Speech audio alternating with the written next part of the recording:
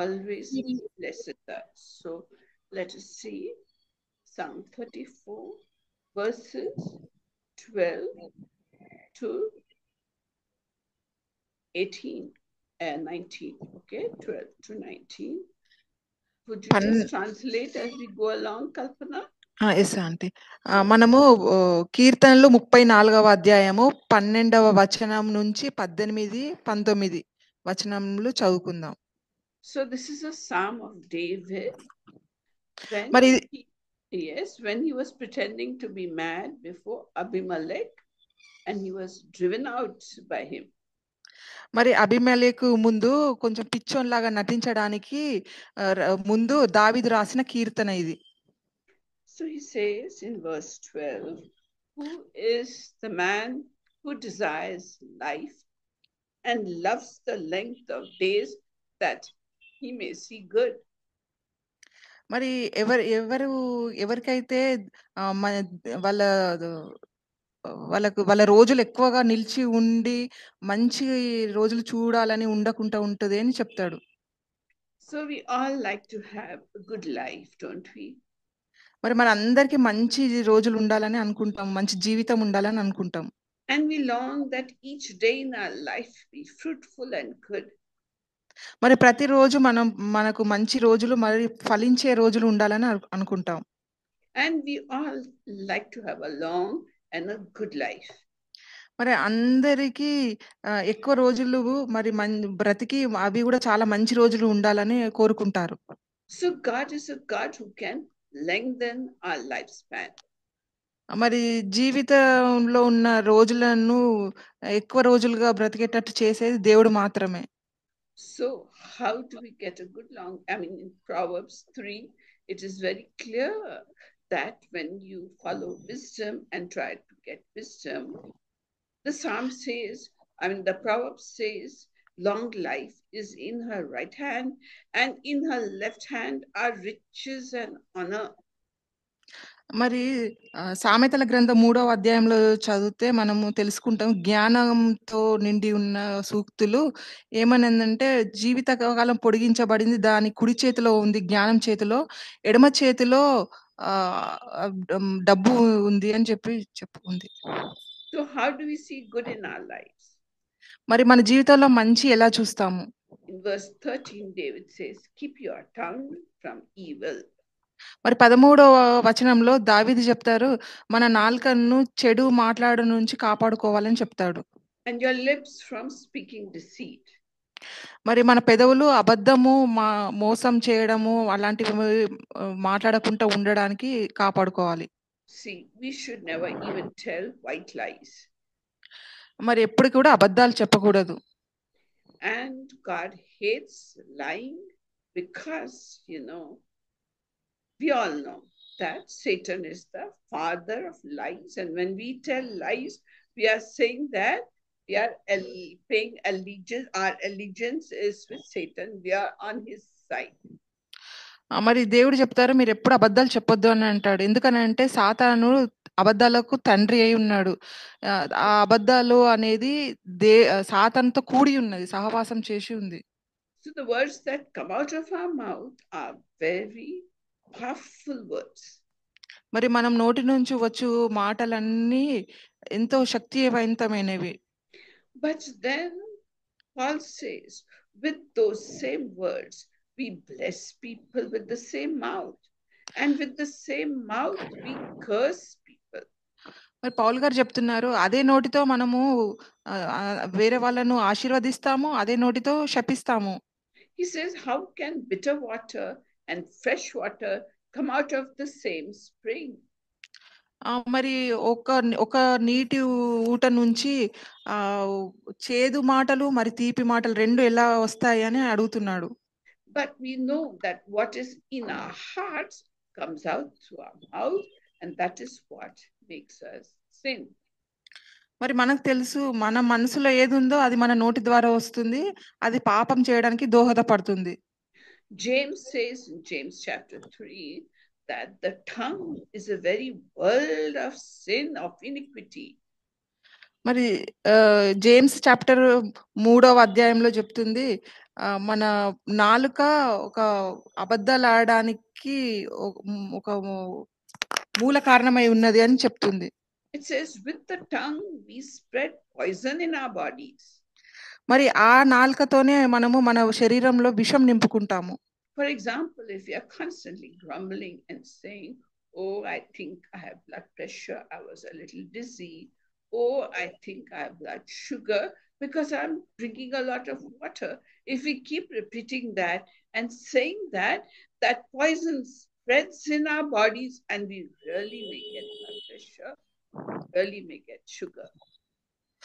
మరి మనం మన ఆలోచనలను బట్టి మనకు రోగాలు గూడా వస్తాయి. ఎలా అంటే మనం గునుక్కుంటాము. చాలామంది గునుగుతా ఉంటారు. ఏదైనా రోగం వస్తదేమో అని లేకపోతే అలా ఒత్తిడి పెంచుకుంటారు. వాళ్ళ మీద వాళ్ళు ఒత్తిడి పెంచుకునేసరికి వాళ్ళకి షుగర్ అటాక్ అవుతుంది.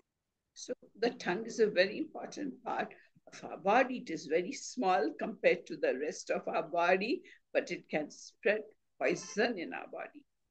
మరి మన నాలుకను జూస్తే మన శరీరంలో మిగతా అవయవాల కంటే చాలా చిన్నది. కానీ అది చాలా శక్తివంతమైనది. ఎందుకనంటే ప్రతి అవయవానికి ఈ విషం పంపేదే నాలుక. So David advises us that we should depart from evil and do good, and we should seek peace and pursue it. మరి దావీదు అందుకే చెప్తున్నారు. మనము చెడుతనంని వదిలిపెట్టి మంచితనానికి వెతకాలి అని చెప్తున్నాడు. We should seek peace and pursue it no matter what is the situation. Even if someone is harming you, hurting you, or is fighting with you, you should make it a point to be peaceful and run after peace. Catch peace and let it reign in your mind and in your heart. మరి పరిస్థితి ఎలాంటిదైనా గానీ, మనము శాంతిని వెంబడించాలి. దాన్ని వెతకాలి. దాన్ని కనుగొనాలి. దాన్ని గట్టిగా పట్టుకోవాలి. And one way of getting peace in your mind and in your heart, according to Philippians chapter 4 and verses 4 onwards, he says that we should put all our burdens and all our prayers to God. Tell him all our problems.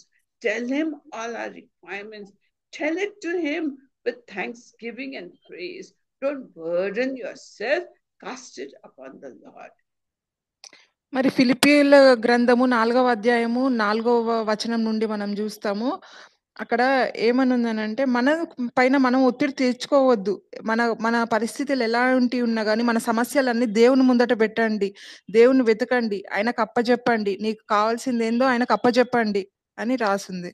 And when we do that, peace that passeth understanding, that means peace that we can't even understand with our minds, it will engulf our hearts, it will engulf our minds, and we'll be at peace with God and peace with men.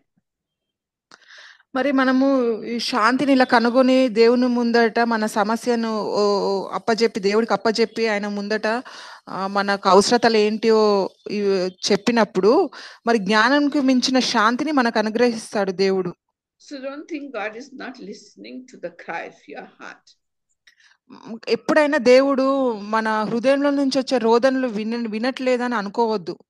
In verse 15, David says, the eyes of the Lord are upon the righteous, and his ears are open unto their cry. మరి 15వ అధ్యాయంలో దావీదు చెప్తున్నాడు, దేవుని కన్నులు నీతిమంతుని మీద ఉన్నాయి. ఆయన చెవులు కూడా వారు పెట్టే రోదనను వాళ్ళ హృదయ రోదనను వింటున్నాయి అని చెప్తున్నాడు. So whatever is the cry of your heart is very dear to God's heart, and he's watching you all the time and wanting to be gracious and good to you. మరి నీ హృదయంలో నుంచి వచ్చే రోదన ఏదైనా గానీ, అది దేవుడికి ఎంతో దగ్గరగా ఉన్నది. ఆయన నిన్ను చూస్తున్నాడు. ఆయన నువ్వు ప్రార్థన చేయాలని గూడా వినడానికి సిద్ధంగా ఉన్నాడు. Righteous meaning if you are in right terms with God, doing the things he wants you to do, obeying his laws, obeying his commandments, then he's well pleased with you and listens to the cry of your heart and answers you. మరి నీతిమంతులుగా ఎలా ఎంచబడతామనంటే, మనం దేవుడిచ్చిన ఆజ్ఞలన్నిటిని గూడా అసలు తప్పకుండా పాటించినప్పుడు నీతిమంతులుగా ఎంచబడతాము. అప్పుడు అలాంటి నీతిమంతులు దేవుడికెంతో దగ్గరగా ఉంటారు. But with the evildoers, we find that God's face is against the evildoers to cut off the memory of them from the earth. He doesn't want evildoers' presence because he's a holy and just God. And David is saying he cuts them off from his presence. మరి చెడు చేసే వాళ్ళ గురించి దావీదు ఏమని రాస్తారంటే, దేవుడు వాళ్ళకి వ్యతిరేకంగా ఉన్నాడు. అసలు వాళ్ళని భూమి మీద ఉండడమే దేవుడికి ఇష్టం లేదు. ఈ భూమి మీద నుంచి వాళ్ళని తొలగించమని దావీదు వేడుకుంటున్నాడు దేవుడిని. And those who are in right terms with God, that is the righteous people, the Lord hears their cry and delivers them out of all their troubles.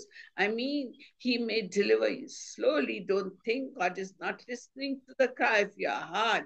When you have a problem in your life, ill health in your life, if you have financial problems, or if your children are not behaving well, and any other number of, if your husband is not living right terms with you, God still will hear your cry and deliver you in a miraculous, wonderful way. మరి నీతిమంతులుగా ఎంచబడిన వాళ్ళ రోదన దేవుడు వింటాడు. దేవుని హృదయానికి వాళ్ళెంతో దగ్గరగా ఉంటాడు. వాళ్ళని విడిపిస్తాడు. వాళ్ళ బంధకంల నుండి వాళ్ళని విడిపిస్తాడు. ఎవ్వరు అనుకోవద్దు దేవుడు వినట్లేదేమో నన్ను ఈ సమస్య నుంచి విడిపిస్తలేడని. అది ఎలాంటి సమస్య అయినా పిల్లల నుంచి వచ్చే సమస్య అయినా, భర్తల నుంచి వచ్చే సమస్య అయినా, ఆర్థిక సమస్యలైనా గాని ప్రతీది దేవుడు ఒక అద్భుత రీతిగా, ఆశ్చర్యకరమైన రీతిగా విడిపిస్తాడు. So are you broken-hearted because your prayers are not getting answered? Are you broken-hearted because your husband is not following Christ? Are you broken-hearted because your children are moving away from you? Whatever is the cause for you to be broken-hearted, you must know that the Lord is very near to the broken-hearted, and he saves those whose spirits are crushed. When you are broken-hearted, you can't laugh freely, you can't have a great life, but realize that one thing, that God is very near to you when you are broken-hearted. మరి ఎవరైతే హృదయం విరగొట్టుకుంటారో దేవుడి కోసం, దేవుని ముందట, వాళ్ళ మొరను దేవుడు తప్పక వింటాడు. మీరు అనుకోవద్దు, పిల్లలు వినట్లేదు, భర్త వినట్లేదు మాట అని అనుకోవద్దు. ఎందుకనంటే అలాంటి హృదయాన్ని విరిగి నలగగొట్టబడుకున్న వారికి చాలా దగ్గరగా ఉంటాడు దేవుడు. అప్పుడు ఎందుకంటే మీరు విరగొట్టుకొని ఉన్న హృదయం నుంచి వచ్చే రోదనతో దేవుడు మీకు ఆనందాన్ని ఇస్తాడు. మంచి జీవితాన్ని కూడా ఇస్తాడు. So are you broken-hearted because your prayers are not getting quick answers? Are you broken-hearted and shedding tears because you think nobody cares for me in this world? I'm all alone in this world. I want to tell you that when you go through such kind of suffering, God is very, very near to you. That's what the Psalm 34 says. మరి మీరు ఎవరైనా బాధపడుతుండొచ్చు. అసలు దేవుడు ప్రార్థనకి జవాబులు ఇస్తలేడని బాధపడొచ్చు. అలా అనుకోవద్దు. ఎందుకనంటే మీరు హృదయాన్ని దేవుడి ముందట కుమ్మరించినప్పుడు ఆయన చాలా చాలా దగ్గరగా ఉన్నాడు మీ ప్రార్థనలు వినడానికి. And a broken spirit, Proverbs says, a broken spirit dries up the bones. So if you're unhappy for some reason, you'll find that your health also deteriorates and goes down.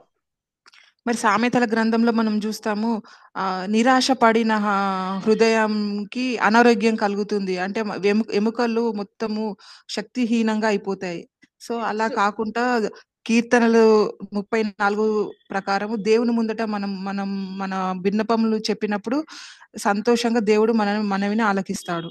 So if you are broken-hearted, dear people, dear sisters, if you are broken-hearted for any reason, you must just thank God and praise God even for that situation, because then when you thank God and praise God, He will say, this child of mine is trusting in me. this child of mine is calling upon me. I will answer this child and bring her out of all her troubles.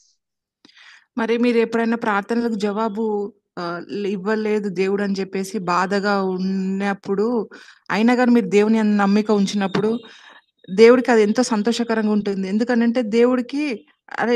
నా మీద నమ్మకం పెట్టుకున్నారని జెప్పేసి నేను తప్పకుండా తిను అడిగిన జవాబు ఇస్తాను అని దేవుడనుకుంటాడు. So the Christian life is not a bed of roses. Christ did promise us that. He said, even if you have troubles and trials and temptation, I'm going to be with you always. Even unto the end of the age, I will be with you. మరి క్రైస్తవ జీవితము పూల పాన్పు మాత్రం ఏం కాదు. అందరికీ ఎంతో శ్రమలు అన్నీ ఉంటాయి. సమస్యలుంటాయి. అన్నీ ఉంటాయి. కానీ దేవుడు మాత్రం మనకు ఒక దేవుడు ఒక వాగ్దానం ఇచ్చాడు.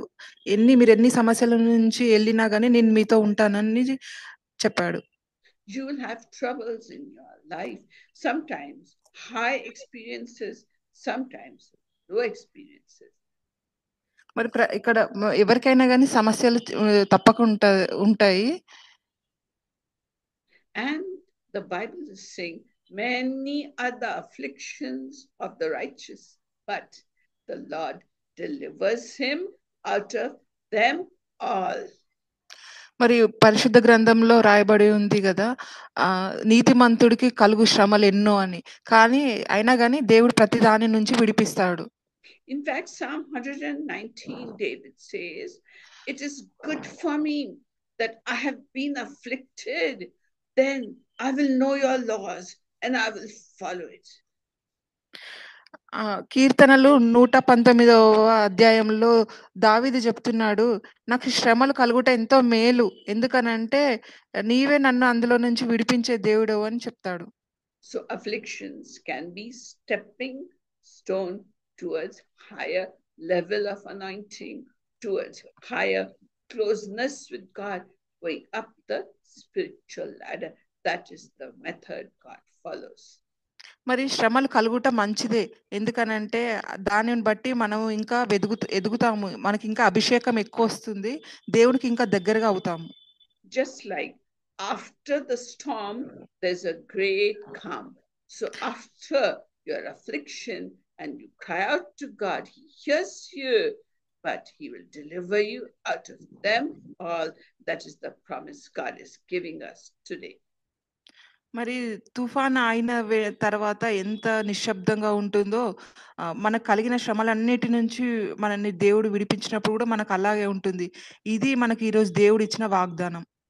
So God is near to us when you are broken-hearted, and despite all the troubles, he will pull you out of them all and establish his kingdom in your home, in your hearts, your life. మరి ఇట్లా వేదనతో ఉన్న వాళ్ళందరికీ దేవుడు ఎంతో దగ్గరగా ఉన్నాడు. ప్రతి విషయం నుంచి మీకు విడుదల ఇప్పించి మీతో మీ ఇళ్ళలో ఎప్పుడు ఉంటాడు. So God be with us all as we turn to him in prayer. మరి మనం ప్రార్థన చేసుకునే ముందు దేవుడు మనందరితోనూ ఉండును గాక. Yes,